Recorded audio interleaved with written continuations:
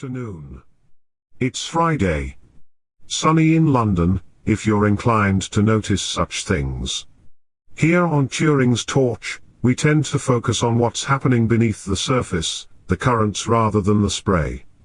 It's been another week of pronouncements, of course, a constant hum of innovation, or at least, that's how it's presented. It brings to mind Alan Turing's observation, made some time ago now, that it seems probable that once the machine thinking method had started, it would not take long to outstrip our feeble powers. The challenge, as ever, is discerning which of these rapid developments are genuinely outstripping us, and which are merely outstripping common sense. This week, we're attempting to separate the signal from the noise, to look past the immediate clamor and assess what, if anything, is truly shifting. This is Turing's Torch, Artificial Intelligence Weekly, the bits that matter, minus the hype. There is a pattern to the week that matters more than any single announcement. The conversation has shifted from imagining what the technology could do to asking who keeps it working, who pays for it, and who is accountable when it does not. That shift is practical and institutional. It lands on job descriptions, on procurement paperwork, on insurance forms, and on the humble habit of pressing a red button when things fail. Take the recent hiring notices at a well-known research institute. One advert sought a program associate to translate research into finished work. The description was plain. Keep reports on schedule. Run events. Support senior staff. Turn ideas into visible outputs. In short, coordinate so projects actually land. That is not glamorous authorship. It is logistics, calendars, vendor management and follow-up. That role is crucial for influence. If you want a paper to reach a policymaker, someone has to format the findings and book the speaking slot. The day-to-day decisions about deadlines and presentation formats shape which ideas gain traction. Power moves through institutional processes as much as through journal citations. Hiring choices at the operational level affect who gets platformed and how quickly organizations respond to policy windows. There was a less pleasant detail in the advert. No salary range, no contract length, no clear working arrangement. Those omissions are not neutral. They make the role harder to evaluate for carers, for part-timers, and for people who cannot absorb uncertainty. Opaque terms tend to favor applicants who can afford risk. That matters for sector diversity, and for the stability of the work that keeps the lights on. A second vacancy at the same place sought a senior operations director to steward the organization through the next phase of growth. The posting spoke the managerial language. Budgeting, HR, procurement, compliance and project management. Someone to install processes and measure program objectives. Effective operations make research reproducible and reliable. Poor operations make deadlines slip, and morale fall apart. What matters in such a hire is clarity on authority. An operations leader needs a defined remit, and real resources. Hire without those and you either get surface improvements or an internal clash between management and research freedom. Professionalizing operations is necessary for scale, but it centralizes decision-making. That centralization shapes priorities and can pivot research toward what funders prefer rather than what independent inquiry would pursue. A third post advertised for a communications associate to be the primary public contact. High-touch and digitally fluent read well on paper. Translated, that often means relationship work with journalists, bespoke briefings for partners, and round-clock handling of things that land in public. Who shapes messaging matters. Communications staff are the gatekeepers between research and public debate. A single hire can alter framing, prioritize audiences, or speed issues onto the policy agenda. Again, the practical details were missing. No salary, no location, no contract type. That pattern of vagueness is a proxy for priorities. It is easier to ask for a generalist who can do everything than to fund a small team with clear roles. The result can be attractive output without the sustained labor required to build trust. In effect, organizations hire packaging before they invest in the slow work of translation. Putting these adverts together gives you a useful snapshot. The sector is professionalizing. Funders reward neat deliverables and events. That incentivizes hiring people whose job it is to deliver polished packets.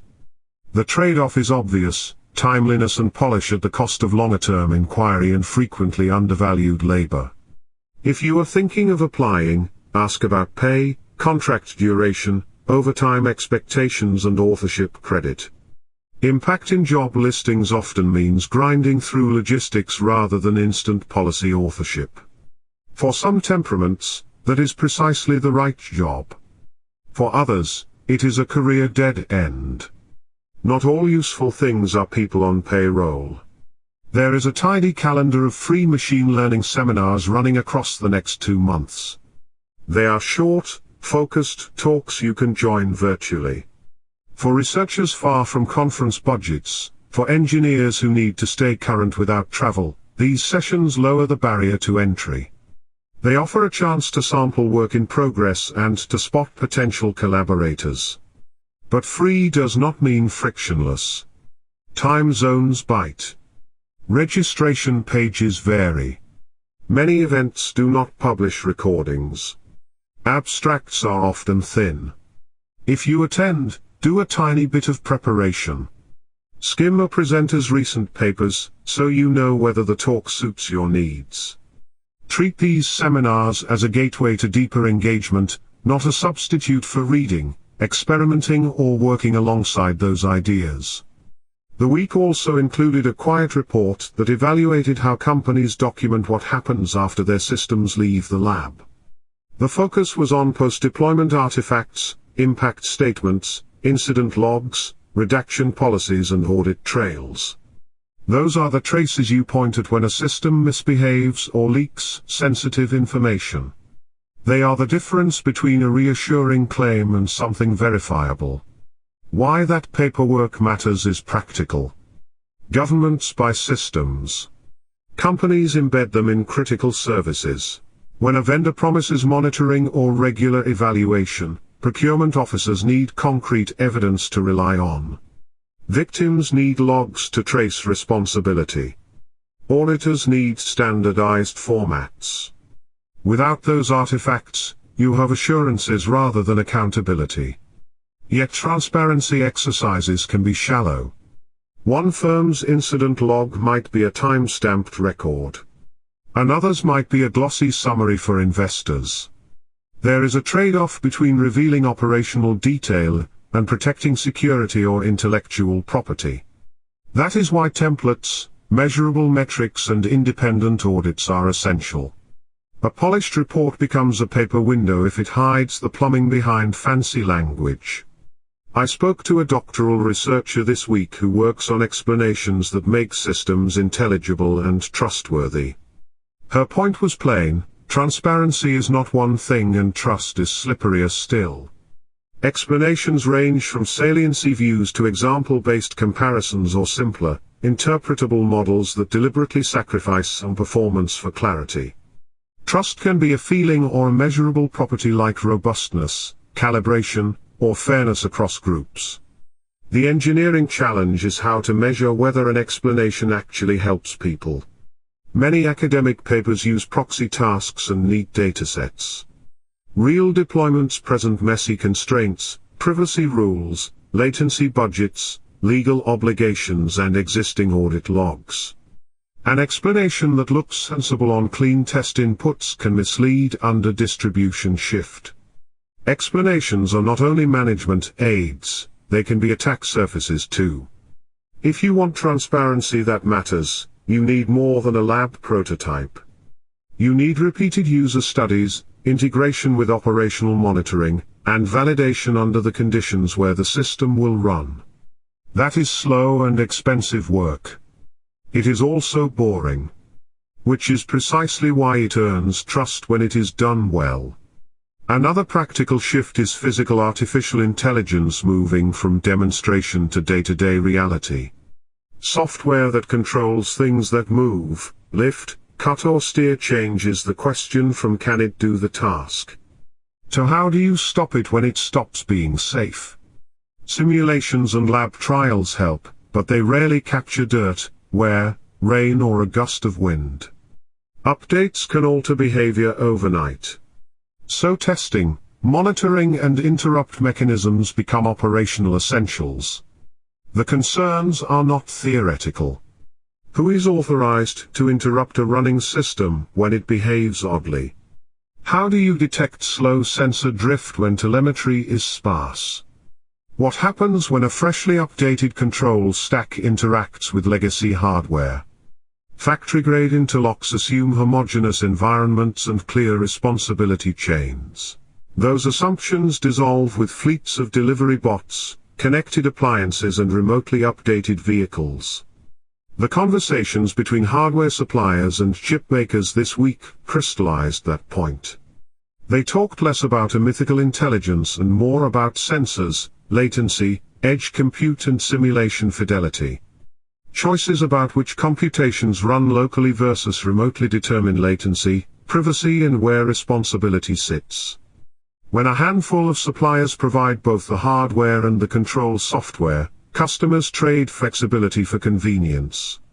That arrangement concentrates power and shapes competition. A useful technical trend ties into this, researchers using egocentric datasets to teach perception and behavior. First-person recordings from head cams and wrist sensors are practical for training systems that must operate in human environments. They show occlusions, awkward camera angles and everyday clutter. Annotated streams link sight to behavior, which is valuable for perception tasks. But such datasets do not magically close the gap between seeing and doing. Human hands compensate with tactile sensitivity and wrist flexibility that many robots lack. Collecting, labeling and governing these datasets is costly. Privacy becomes a real constraint when recordings capture homes, workplaces or bystanders. The labs that assemble the best collections gain a competitive edge, and that advantage tends to accumulate in well-funded centers. If you want an example of how modest engineering choices make a difference, look at the teams that treat resilience as a product feature. One group made 4 infrastructure decisions before a single user arrived. They fixed deployment architecture, built realistic load testing, instrumented monitoring, and defined rollback and failover plans. Those choices kept services stable for hundreds of thousands of users in finance and health. The lesson is boring but decisive. Make architecture, testing, monitoring and operational constraints first-class concerns and you reduce outages and costly remediations. Focus on model metrics and demos without the plumbing and you end up with more churn, more technical debt, and more angry customers. The right incentives are not novelty, they are uptime, explainability and measurable compliance. Regulators are noticing. Australia's Prudential Authority recently criticized several financial firms for patchy governance around autonomous decision systems. Banks and trustees are using software that can adjust risk settings or recommend investments without direct human approval. Supervisors want clear policies, accountable owners, testing, logging and incident response plans. Those are the standards that allow auditors to sign off. Financial services are a helpful canary. The firms handle sensitive data and make concrete decisions that affect livelihoods. Automated errors are expensive to unwind. Regulators are shifting from curiosity to scrutiny, and firms that treat governance as an afterthought will face fines, restrictions or forced rollbacks. Governance is not an abstract exercise for boards. It is a practical necessity for trust in markets. We also saw another front where systems are becoming actors, not just advisors. An assistant being trialed by a major firm is designed to take actions on a user's behalf. That is a distinction with consequences. Acting means having the permissions to open calendars, send messages, book meetings, move files or interact with third-party services. Those capabilities require granular permissioning, audit trails and straightforward ways to revoke access. If an assistant can transfer money, accept legal terms or approve documents, you are in territory with clear legal and financial implications. When mistakes happen, mistakenly accepted agreements, wrong transfers or embarrassing emails, who carries the cost? Workplace policies will need to evolve. IT departments will have to manage what automated helpers are allowed to do on corporate accounts. Managers might even require usage to hit productivity targets, which shifts personal choice into enforced practice. Publicly available collections of agent code this week offered another practical snapshot. Engineers can clone code that wires a planner, tool adapters and a memory mechanism. Those projects are excellent learning kits. They let people see the wiring rather than reconstructing it from speculation. For early-stage teams, that accelerates prototyping. Prototypes remain prototypes. Many demos assume pristine inputs, rely on brittle third-party APIs, and hide scarce datasets. Licensing is often unclear. If you run these projects, expect to invest in hardening, audit, governance and testing. An acting system that calls arbitrary services is as much a risk management problem as it is a software challenge. A related point arrived in developer workflows. Teams adopting automated coding assistants see more commits and pull requests. The noise increases. Output looks higher. What that noise often fails to? Well, that was another rather full-on week in the world of artificial intelligence. With so much noise, it's always worth taking a moment to sift through it all, isn't it? If you'd like a daily digest of what's actually happening, without the usual fanfare, you can find that at jonathanharris.online. Just one email, no unnecessary embellishments. And this week, I'm pleased to mention my own small contribution to the discussion, the book Artificial Intelligence in Construction, Building a Sustainable Future. You'll find that in the ebooks section. That's your lot for this week's Turing's Torch. If you want the daily brief, head to jonathanharris.online. Same time next week. Try not to believe the press releases.